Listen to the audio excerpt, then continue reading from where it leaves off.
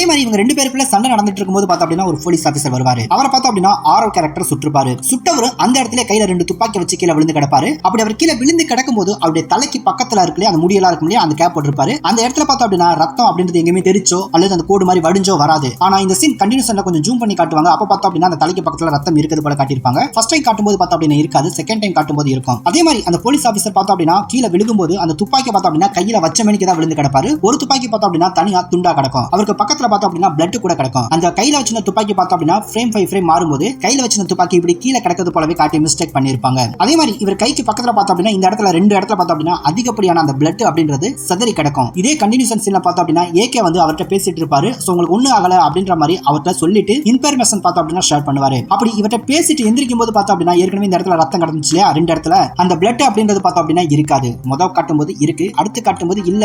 So இந்த இடத்துல blood இருந்துச்சு அப்படின்றதவே மறந்துட்டாங்க போல இருக்கு.